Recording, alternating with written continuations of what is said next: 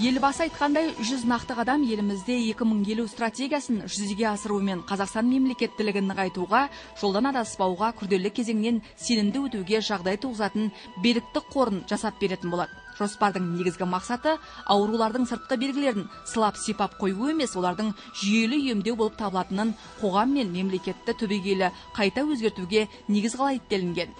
Бағдарламалық құжаттың бірінші қадамы мемлекеттік қызметке қабылдау рәсімдерін жаңғыртуға арналған. Онда мемлекеттік қызметке қабылдау төменгі лауазымдардан басталуы тиіс екені атап көрсетілген.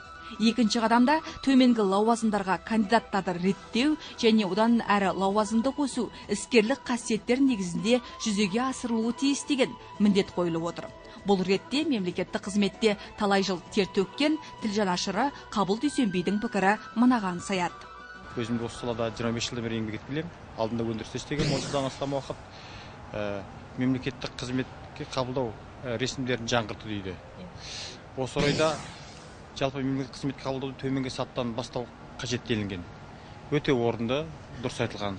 Өйткені енді кезінде мемлекеттік қызметте 92-ден басталды ғой елімізде. Сол 22 жылдың ішінде көрдік талайларда бірден әкім болған, бірден басқарма бастығы, департамент директор болған азаматтарды көрдік. Ал енді мемлекеттік қызмет аса жауапты міндет. Қажет десеңіз мәртебелі міндет. Оның мысалға енді елге ұсыныс айту, елге мәселе көтеру, елдің жаңағы әлеуметтік жағдайын жақсарту, оның барлығында ойланып, толғанып, жетілшеп бір рет кесетін мәселе ғой. Мысалға салық жөнінде, жер мәселесіне қатысты, әлеуметтік мәселеге қатысты әкімнің айтқаны заң. Өйткені ол осы биліктің тармағы болған екен, атқарушы биліктің. Ол қандай қаулы шешім шығарса да, оны сол қала тұрғындары, аудан тұрғындары орындауға міндетті. Осы орайда төменгі сатыдан жетекші маманнан бастап, бас маман, бөлім басшысы, кейін басқарма бастығының орынбасары, басқарма бастығы тағы осылай көтерілген азаматтар, кейін әкімнің орынбасары әкім болса, олар осыны өте нақты біледі, және тиянақты етіп осындай құжатты шешімді қабылдай алады.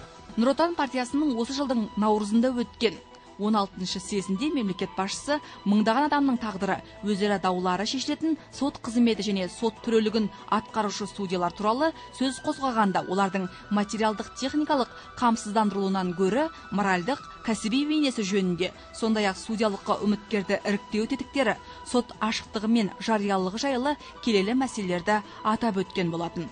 Яғни, аталған съезде ұсынылған 5 халықтық реформаның екіншісіне осы судьялар тақырыбы да шығарылды.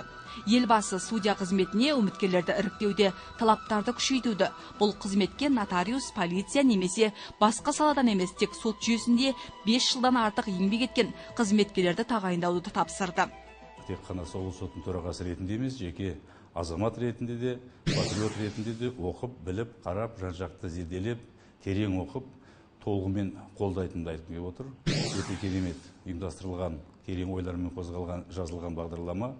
Жалпы іске асатын жағдай бар, мемлекеттің күші жеткілікті, болашаққа айқын. Осы бағдарламаны кезең-кезеңімен, этап-этапымен жүзеге асырылса, мемлекеттің әрі дамуы жоғары деңгейге көтеріледі деген сенімдемін.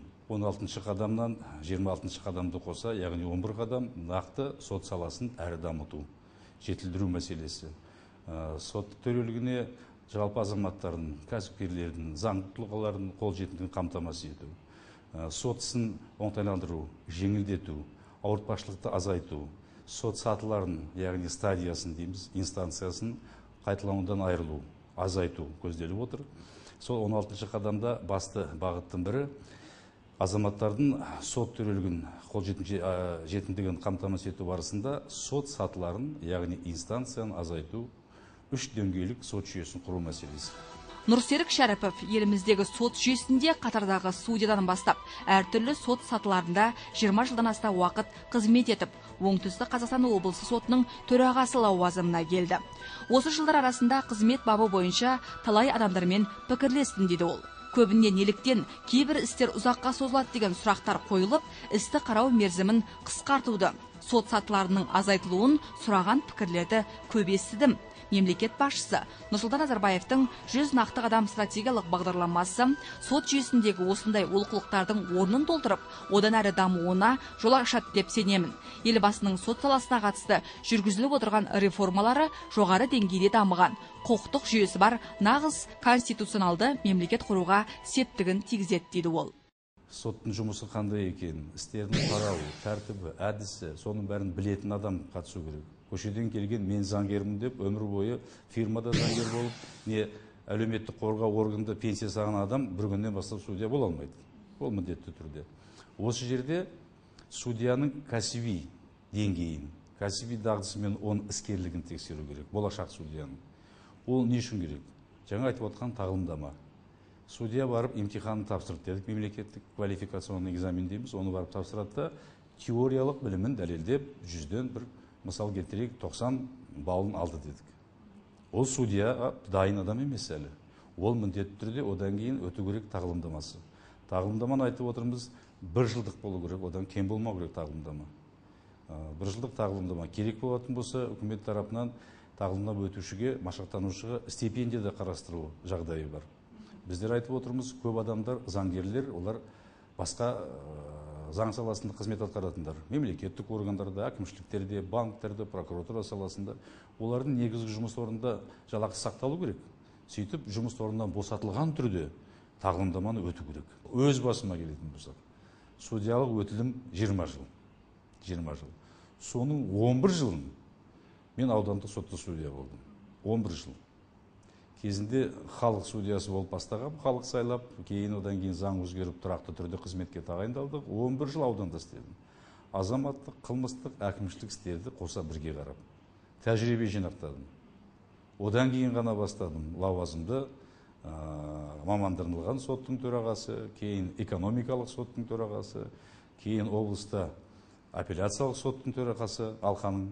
Кейін бірақ қызметке тағайындалып, 4-ші жыл кетті, өзіңіздермен бірге оңтүстікте облыс сотты басқарып отырмыз. Яғни судья болу үшін маман сатылардың бәрін өту керек. Заң үстемдігін қамтамасыз ету заңдылық қағидасынан туындайтын түсінік қана емес, ол күнделікті өмірде құқықтық тәртіпті сақтаудың басты талабы. Президент заңның үстемдігін қамтамасыз ету дегенде, оның осы қырына назар аударды. Сондықтан елбасы ұсынған 5 институттық реформаның қатарында заңның үстемдігін қамтамасыз етудің болуы Қазақстан үшін стратегиялық маңызға ие дейді Шымкент қалалық Абай ауданы сотының төрағасы Түгел Бекімбетов. Оның пікірінше, тәуелсіз Қазақстан бүгінде өзінің әлеуметтік, экономикалық және саяси дамуының жаңа деңгейіне көтерілді. Ендеше заңдарды қолдану, орындау жүйесі де осыған сай болуы керек.